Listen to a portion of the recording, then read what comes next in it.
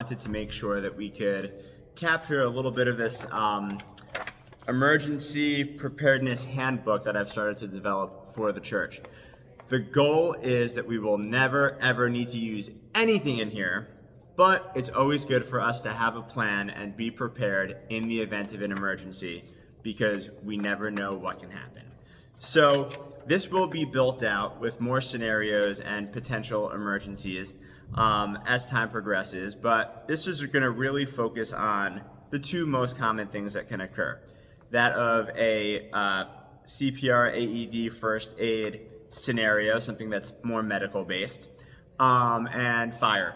If there's a fire, what do we do? How do we have an effective communication flow? And the simple answer is somebody will trigger the emergency action plan. Once that is triggered, a lot of stuff will go into play. Now, what is written in here is not black and white for today. It makes sense when it's called into action. So I just wanted to go through a couple quick points on here before you guys, deep dive or get an email copy or hard copy of this. But essentially, I just wanted to really quickly read, kind of mirroring what I just said. As specific situations arise, each person will fall into a specific role. Those roles are listed throughout here in each scenario. It is imperative to know what these roles are so as persons come onto the scene or are called to assist, everyone can work cohesively as a team. For scenarios such as fire, fire alarm, or evacuations, roles might be more specified. So in a nutshell, there's going to be a primary role once that emergency action plan is called into play. And then there's going to be secondary roles to assist. Now, on the last page of this packet, there's also a security team that's going to specify a few more specific people. And I want to just read the conclusion of that section as well. The security team plays a vital role in ensuring the safety of all individuals during emergencies. By clearly defining their roles and maintaining effective communication, we can respond swiftly and effectively, minimizing risk and ensuring well-being of our community. So let's just use a blanket scenario of an emergency has happened. Somebody might find someone passed out. There could be a fire in the kitchen downstairs. Whoever that first person on the scene is, your responsibility is to make sure it's safe, call into effect the emergency action plan, and by knowing that security team and who those people are, I would imagine that there's never going to be a Sunday where everyone is not there. That person would then step into the initial leadership role, and if there's all 5 or 6 people from that security team there, the first person that's called into action will step into that role.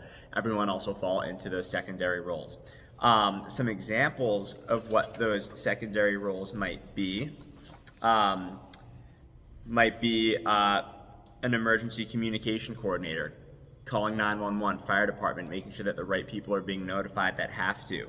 A medical assistance coordinator, maybe making sure we're getting the first aid kit, or if somebody has already initiated CPR, being that person saying, hey, I'm here to help with 2-person CPR. Someone's grabbing the AED while they're kind of being directed by that initial emergency action plan director from that security team. Crowd control. We see it all the time. How often do people get nosy and they want to come and watch? We want to make sure that we're respecting the space of what potential emergency is happening or filtering people out accordingly in the event of an evacuation. Evacuation assistance, children, elderly, people with walkers. You're going to be jumping into action in those secondary roles to help. And all of you being CPR, first aid, AED, and serving on a specified ministry, if you're serving on those days, if emergency action plan is put into play, you might be called into one of those secondary roles to help the people on the security team jumping into that directorial kind of role.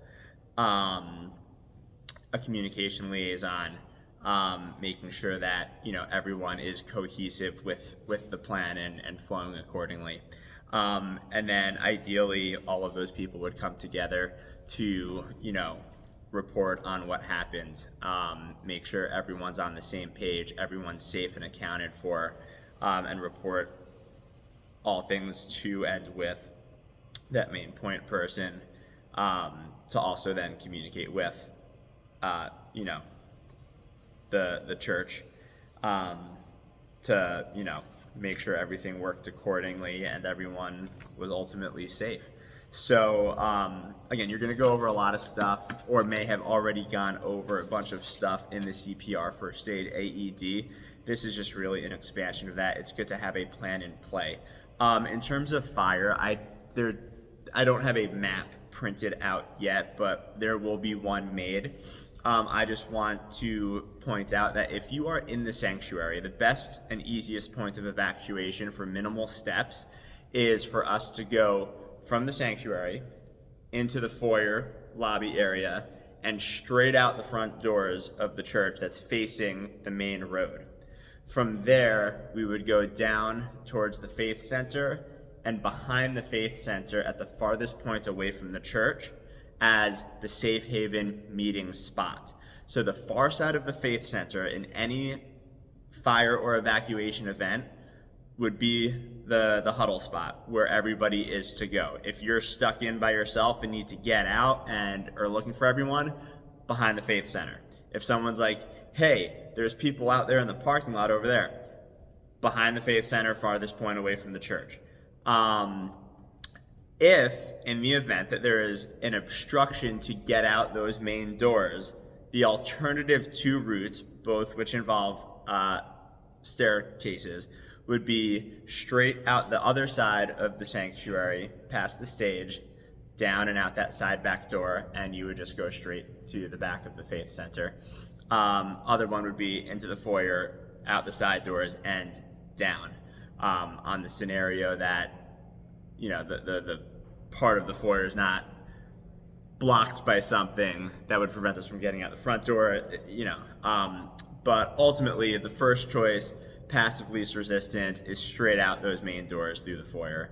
Other two alternative routes, again, given the situation, because anything can happen anywhere, that would be plan A, plan B, all filtering to the meeting point.